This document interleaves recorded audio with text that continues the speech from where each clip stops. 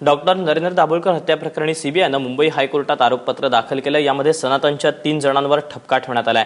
सारंग अकोलकर आणि विनय पवार यांच्यावर हत्येचा आरोप ठेवण्यात आलाय, तर वीरेंद्र तावडेवर हत्येचा मुख्य सूत्रधार असल्याचा आरोप ठेवण्यात आलाय। सारंग अकोलकर हा गोवा ब्लास्ट प्रकरणाचा आरोपी असून सध्या फरार आहे, तर विनय पवारही फरार आहे। गणेश ठाकूर आमचे प्रतिनिधी आपल्यासोबत आहेत। गणेश, काय अधिक माहिती या सगळ्या संदर्भात? काल पुण्याच्या सेशन्स कोर्टमध्ये सीबीआयकडनं दाभोळकर यांच्या हत्ये प्रकरणामध्ये चार्जशीट दायर करण्यात आली आहे। यामध्ये जे सेक्शन्स आहेत 302 आणि याबरोबर 120B कॉन्स्पिरसी ह्या 2 सेक्शन्स अंतर्गत ही चार्जशीट दाखल करण्यात आली आहे।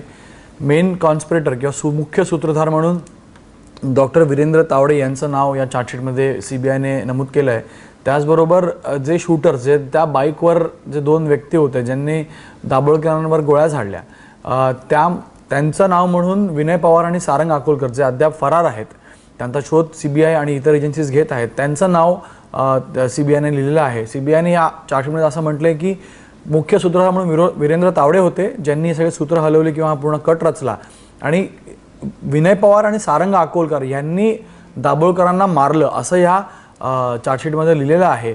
म्हणजेच हे शूटर्स आहेत असं सीबीआय आपल्या चार्जशीटमध्ये म्हणते।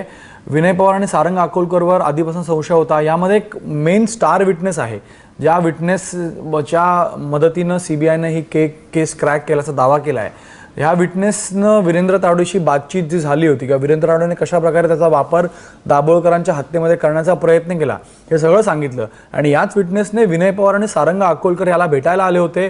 ते जे वीरेंद्र तावडे यांनी जी गन्स किंवा जी रिव्हॉल्वर बनवण्याचं काम किंवा ठेवण्याचा जो अधिकार होता जो या विटनेसला दिला होता, त्या विटनेसकडनं ती पिस्टल रिव्हॉल्वर घेण्यासाठी सारंग अकोलकर आला होता। विनय पवार एकदा त्याच्या घरी आला होता। अशा प्रकारची सगळी माहिती सीबीआयला त्याने दिली होती आणि याच माहितीच्या आधारावर सीबीआयने आपली केस उभी केली आहे।